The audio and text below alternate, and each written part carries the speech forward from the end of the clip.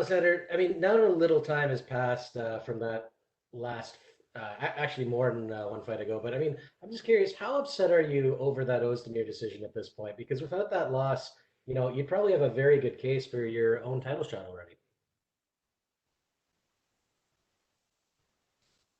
Fight, it doesn't matter, on this decision, I felt like a winner. And everybody who understands MMA and who saw that fight know that I am a winner. The judges over there, they scored, they saw my leg, and my leg was big. And yeah, but this actually didn't bother me because I had a problem. I mean, it was not a problem. I had a vein under my knee, and Volkan kicked on it, and the vein pops out. So that's the reason they swell up like this. But I didn't had any pain, nothing.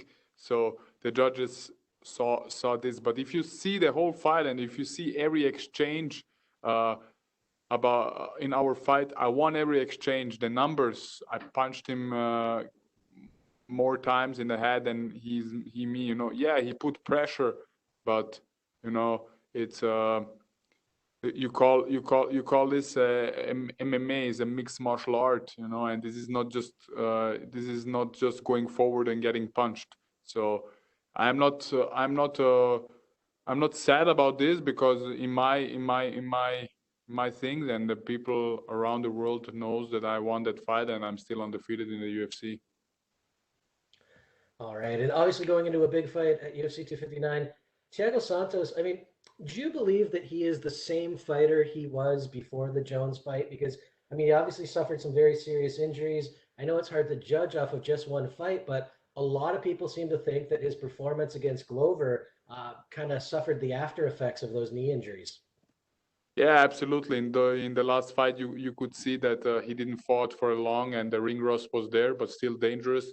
He dropped Glover two times, I think, and yeah, uh, I think in our fight, he's gonna be more aggressive, like he's always, and I cannot say if it's the same fight or not. Maybe he's a better fighter. Let's find out on Saturday. So when you game plan for Thiago Santos, then, I mean, do you discount the Texera fight and just prepare for the old Thiago? I mean, we know, all of us know that Thiago is a striker, but of course he need to train wrestling and grappling because this is the sport. I mean, I you know I trained a lot with kickboxers. I sparred a lot of kickboxers because we know that Santos preferred the stand up position, and of course, in every camp you need to do the wrestling part and the grappling part, and I did it, and I can mix things good up, but. Yeah, that's it. I didn't focus like now 100% on wrestling or on grappling to submit him, like Glover did. If it comes, it comes. You never know. A fight is a fight. All right. And obviously, there's another big fight on the card this weekend in the main event. Israel Adesanya leapfrogged the division to fight Jan. Who wins that fight in your opinion? And does Adesanya deserve the immediate title shot? I mean, yeah, I think so. It's good for the promotion that Adesanya got the um, got the chance to fight for the title. He's a reigning and middleweight champion, and moving up and fighting for the light heavyweight title is good for the promotion and good for the sport. And I see this fight. I don't know. It's for me. It's a 50-50 fight. I'm always saying, like, if the fight goes to distance, 5 rounds, I see easy win that fight. If it comes to the wrestling and grappling area, I see Jan in favor. He's a strong guy, and this guy knows how to grapple and wrestle, and he could make a very hard fight for Israel, and especially in this cage, it's very small, so he can cut off the distance very fast. And let's see, Israel gonna be the faster man for sure. He's gonna be lighter. The movement's gonna be on very, very, very like on point, I would say. And yeah, we're gonna find out on Saturday. I'm gonna watch in first row seats, stay tight, and see who may be me being my potential next potential opponent. And last one for me. I mean, is there any potential worry on your part that if, Izzy does win and then decides to defend the middleweight title or decides to pursue the Jones fight, that he could kind of tie up the division? The UFC need to decide what they're gonna do if Israel Adesanya don't defend the light heavyweight title. They should put immediately an interim title, and yeah, that's my opinion on this. All right. Thanks very much, and best of luck this weekend. You're welcome. We will take the next set of questions from Augusto Niez-Gay with Somos MMA. Alexander, how are you doing? Hey, I'm fine, very good. Alexander, my first question is, how was the preparation for this fight? The preparation was hard, like always, but this time, the quality of the whole camp and of the whole preparation was amazing. My coaches know me now very good. I had great sparring partners. I brought some stand-up fighters, like pure kickboxers. I had some good MMA guys spar with at the American Top Team in Zagreb. I had my coaches who are still active and who are still training every day, and I needed to wrestle with them, to grapple with them. So it was a hard camp for me, but a lot of quality. Excellent. And Alexander, both Thiago Santos and you have fought only once last year. So what do you think about that as a factor for this fight? Do you think that will play a part? I mean, I wanted to fight more last year, but about the pandemic situation, I didn't have the opportunity. So, I mean, I always say, if the UFC give me more time between fights, it's not good for them, because I'm a guy like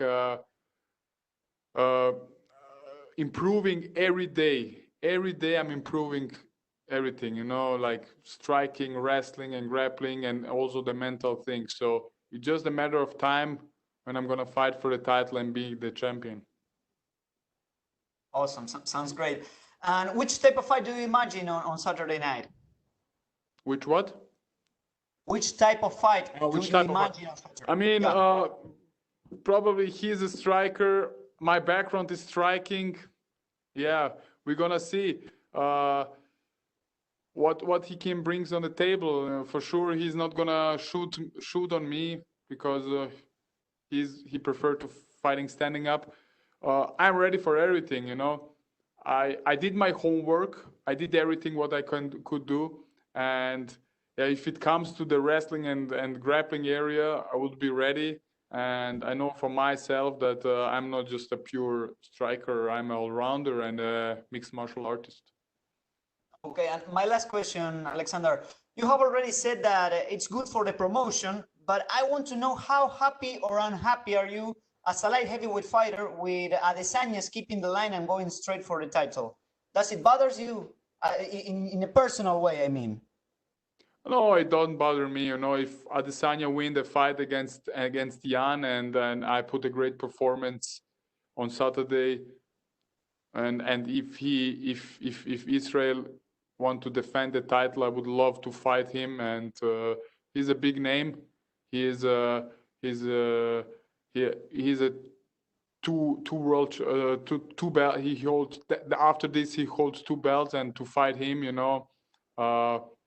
would be great for me, and to take all his legacy, what he has, that will be great. But let's see on Saturday, because Jan is a dangerous guy, and he need to pass Jan, and we're gonna see what's happened. Awesome. Thank you very much, and good luck on Saturday. Thank you, man.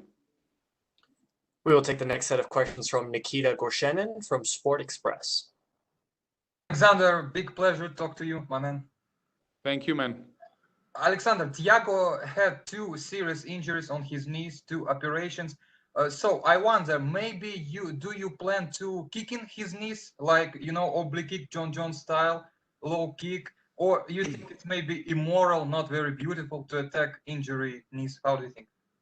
You never know. I mean, yes, he had knee surgeries, and But I know he watched my fights. I know he watched my last fight against Anthony Smith, and he know that I have dangerous calf kicks and leg kicks. So for sure he's gonna be prepared for this to counter with punches when I'm on one foot. But I get ready to this. I drill this a lot, and I drill with sparring in the sparring session. But I mean, a fight is not only kicking the legs. He need to protect his head. He need to protect maybe the takedowns. The movement. It's not about the kicking. We're gonna see what happened on Saturday. But my first things first is not to attacking his knees and to probably injured him again, and we're gonna see. My most important thing is to be ice cold, and that's it. Alexander, you have very big hips, giant muscles, hips. Have they always been like that way, or you especially lift weights and train your hips that way? Yes, I was lifting heavy, and basically my genetics are like this. I played as a kid football, and I think my legs and my hips are strong from this. And I'm in this sport like now 16 years in martial arts, but I did also a knee surgery, and I did a lot of physiotherapies, and my got really strong on this. And yeah, I put heavyweight training, but this is very, very before the fight, so after I know I have a fight, or like 2-3 months before the fight, I'm not lifting very heavy. I'm focusing on explosiveness and on speed. Alexander, several hours ago, I listened nice interview with Ariel Helwani, and you mentioned one interesting thing, that you trained with Mirko Krakop, and the first question you asked him how you set up your legendary high kick, but you didn't say what he answered you. Can you please say what he answered you on this question? Oh no, this I cannot tell you because it's a secret thing, and if I do this, maybe Mirko gonna be angry on me, and I respect this guy. He's one of my idols, but it was amazing to train with him, and yeah, to just get some information from him. He's a true legend. That means a lot to me. Alexander, thank you very much. Good luck. Thank you, appreciate it. Thank you so much, Alexander. That is all the time we had for you, sir. Thank you.